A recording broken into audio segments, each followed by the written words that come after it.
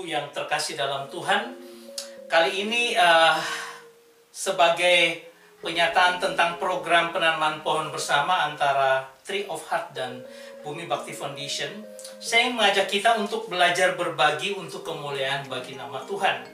Nah, kita akan melihat beberapa hal seperti ini, yaitu ketika kita melihatnya dari Kejadian pada pasal pertama ayat ke-28 dikatakan, Allah memberkati mereka, lalu Allah berfirman kepada mereka, beranak cuculah dan bertambah banyak, penuhilah bumi dan taklukkanlah itu, berkuasa atas ikan-ikan di laut dan burung-burung di udara dan atas segala binatang yang merayap di bumi. Kalau kita melihat dari bagian daripada firman Tuhan ini, kita akan melihat bagaimana Tuhan memberikan sebuah mandat budaya, sebuah mandat kepercayaan untuk manusia apa? Untuk manusia menaklukkan. Kata menaklukkan ini artinya bahwa semua di bawah dominasi, semua di bawah daripada kekuatan manusia itu kuat untuk bisa menaklukkan akan semua apa yang ada di dalam dunia pada waktu itu ketika Allah mencipta. Atau dikatakan berkuasa artinya dia bisa memerintah, the rule, dia memerintah atas semua ciptaan Tuhan dan semua pasti takluk tadi, tunduk kepada manusia yang berkuasa. Tapi ini bukan artinya bahwa manusia bisa semena-mena, karena kalau kita lihat lagi di dalam pasal 2-nya ayat 15 dikatakan, Tuhan Allah mengambil manusia itu dan menempatkannya di dalam Taman Eden untuk mengusahakan dan memelihara taman itu. Artinya ada sebuah tanggung jawab yang Tuhan berikan kepada manusia untuk mengusahakan akan taman itu. Dia menggunakan segala upayanya untuk apa? Mengembangkan atau membuat taman itu jadi lebih bagus. Bahkan memelihara setiap tumbuhan, setiap binatang, ekosistem bisa berjalan dengan baik. Itu menjadi sebuah tanggung jawab kita manusia untuk mengusahakan dan memelihara apa yang Tuhan percayakan bumi yang ada ini dalam kehidupan manusia. Dan kita akan melihat bersama ketika ada beberapa orang di antara kita melakukan hal-hal itu terkait dengan memelihara lingkungan dengan berdonasi minimal 1 pohon. Ada yang beberapa yang ada sampai 7-8 pohon. Nah, dalam program yang kami canangkan oleh Bumi Bakti Foundation bekerja sama dengan Tree of Heart, dan saya sangat berterima kasih kepada keluarga besar dari Om Pendopo Winoto yang juga ikut menyumbangkan. Ada yang terkasih Ibu Evi Herawati juga menyumbangkan, ada Ibu Maria Cahya juga menyumbangkan pohon, beberapa pohon. Ada Bapak Domingus Ferdinandus, kemudian ada Bu Betty Vega dan keluarga Bapak Vega juga ikut menyumbangkan. Bahkan ada beberapa teman-teman lagi, Koni dan Siska Sambur, Bapak Haris Wibowo dari Sorong, Papua, itu juga ikut menyumbang. Kemudian Bapak Nofri Rondonuwu, ada Ibu Mauren Mantiri, dan ada beberapa lagi seperti Ibu Sinta Hutagalung, ya, dari Jakarta. Kemudian ada orang-orang yang menyumbang, ibu-ibu yang menyumbang tetapi tidak ingin menuliskan namanya. Ada juga bapak-bapak yang menyumbang tetapi tidak menuliskan namanya. Ada Ibu Ivon Paliama. Demikian juga Bapak Yudi Subarjo. Ada juga Bapak Rudi Ponomban. Ya, ada Bapak Bobby Supangkat. Dan ada keluarga besar PA, KBA, Kelompok Belajar Alkitab Pronimus yang selama ini saya bimbing. Dan ada teman-teman yang kami tidak bisa memberikan 1 pohon, tapi kita kumpul duit lah. Dan beberapa orang mengumpulkan duit, bahkan ada yang bisa 1 pohon, tetapi mereka menjadi satu di dalam PA, KBA Pronimus. Dan saya sangat sekali berterima kasih atas inisiatif yang baik itu. Ada Ibu Ati Sudianti, Bapak Gede Agus Widyadana, ada Ibu Debi Sapasuru, ada Bu Pastri dari Bojonegoro, Pak Eko Suryo, Bapak Christian, Pendeta Adrians, Bapak Mulyo, kemudian Pak Priyo, Ibu Diah, Ibu Devita Syauta, Nona Irwanda Tanaka, ada Ibu Wisya Agan Wowor, kemudian ada beberapa yang no name juga. Ibu Adriana Kiuk, Ibu Yuliana Lenapoli, Bapak Matius dan Ibu Purmini, Ibu Magdalena Yonatan, dan juga Nona Lea. Saya berterima kasih atas kerelaan daripada saudara-saudara semua untuk ikut serta penanaman pohon bersama TOH dan BPF. Saudara yang terkasih, untuk menutupnya saya akan mengajak kita untuk melihat firman Tuhan dalam 2 Korintus pasal 9 ayat 6 sampai dengan 10. Pada ayat 6 dikatakan, camkanlah ini, orang yang menabur sedikit akan menuai sedikit juga, dan orang yang menabur banyak akan menuai banyak juga. Saya tidak katakan bahwa kita akan menabur, kita akan melimpah dengan segala sesuatu yang Tuhan berikan secara physically. Kita menabur secara uang kita berikan, lalu kita akan menuai dengan luar biasa. Saya tidak berkata demikian. Karena apa? Apa yang dikatakan dengan menuai itu artinya harvest, itu artinya panen. Kita menuai apa yang kita tabur. Ketika kita menuai sedikit, ya, dari kata Yunaninya kalau kita melihat, itu artinya hemat. Kita memberikan hanya sedikit saja, maka dikatakan kamu akan menuai juga sedikit. Apa yang kita lakukan itu yang Tuhan balas bagi kita. Tapi ketika kita menuai dengan banyak, ya, upon atau on, di atas atau lebih dari apa yang kita miliki, kita berikan lebih daripada orang lain, kita memberikan 2 pohon, 3 pohon, 4 pohon dan sebagainya, maka kita juga akan menuai apa yang kita tabur itu, ya. Tidak dikatakan di sini kita akan menuai begitu banyak, melimpah. Saya memberikan uang 10.000 dan saya akan mendapatkan 1 juta. Bukan seperti itu, saudara. Tuhan akan memberikan berkat proporsional sesuai dengan yang kita berikan bagi dia.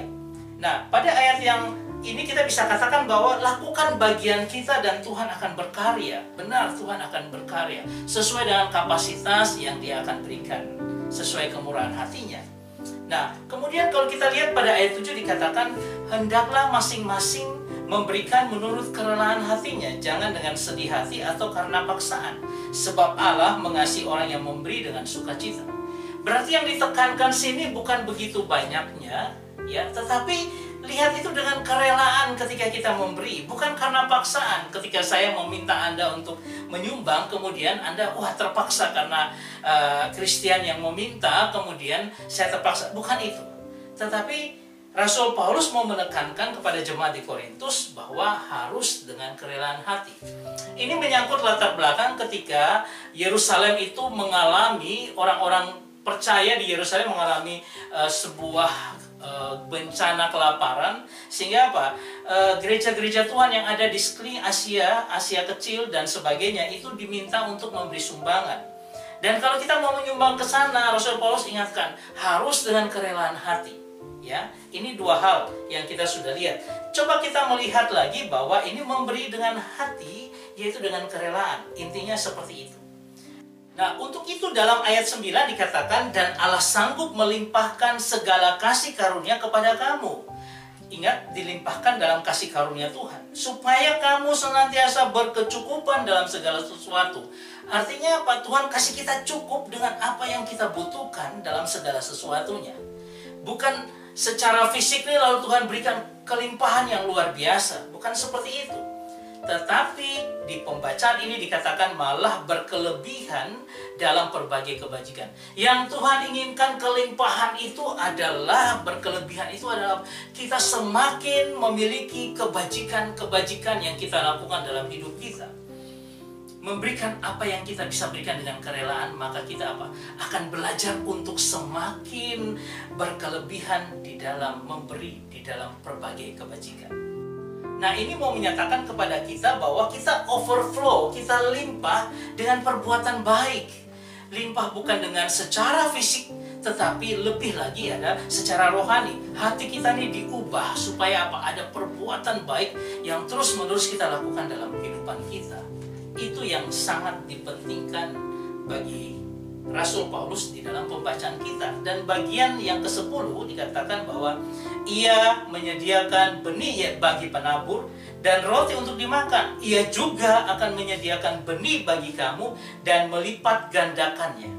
Artinya apa? Ada benih yang Tuhan berikan, kita usahakan, kita kerjakan, Tuhan berkati. ya, berkecukupan, ya. Tetapi Tuhan juga akan melipat gandakan. Memang saya percaya kalau Tuhan dengan kasih karunia bisa melipat gandakan. Tapi ingat bahwa dikatakan dan menumbuhkan buah-buah kebenaranmu. Pelipat gandaan yang utama sebenarnya adalah apa? Dari buah-buah kebenaran yang harus hadir dalam kehidupan kita.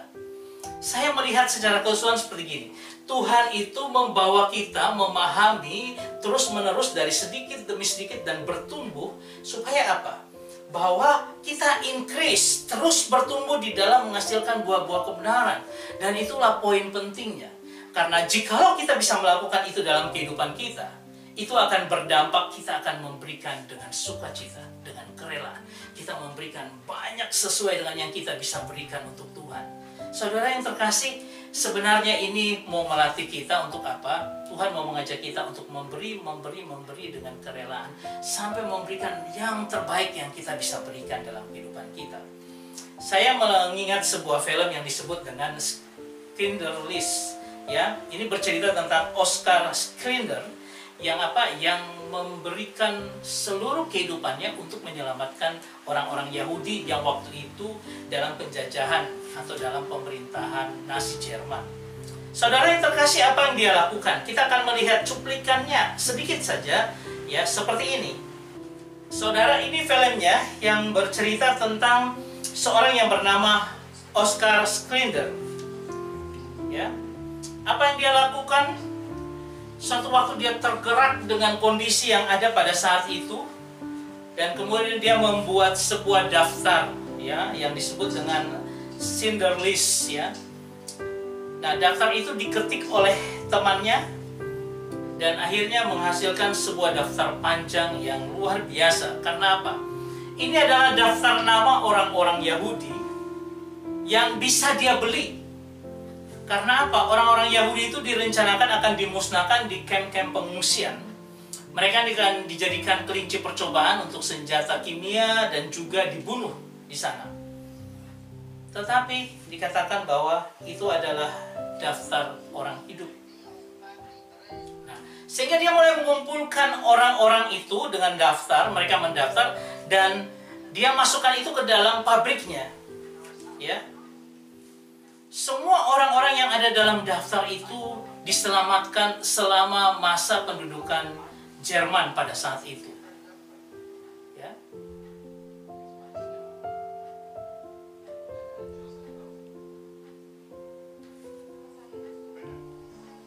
Nah, ini adalah ketika apa? Mereka yang sudah terdaftar naik ke dalam kereta lalu dibawa ke pabrik yang dimiliki oleh Oskar Schindler. Ada kereta lain yang seharusnya juga ke pabrik, tetapi ditaruh ke tempat lain.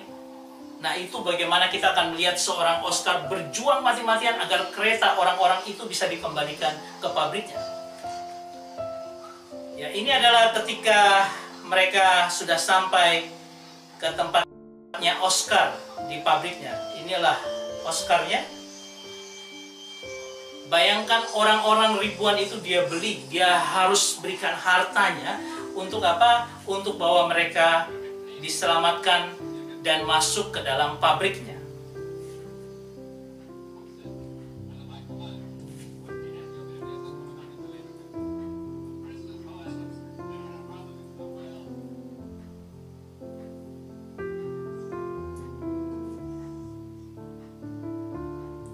Orang-orang di sana di pabriknya bukan dipekerjakan seperti pabrik biasanya. Mereka hanya pura-pura untuk mengerjakan pabrik.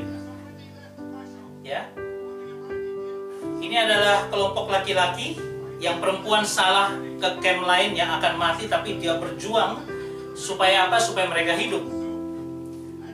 Nah, di sini dikatakan dia suruh mereka untuk berjalan ke pabriknya supaya mereka bisa dapat sup dan makanan. Nah, ini adalah kereta bagi bagian yang perempuan yang akan masuk camp di sini dan mereka akan dibunuh. Tetapi Oskar dengan segala upayanya menyelamatkan mereka.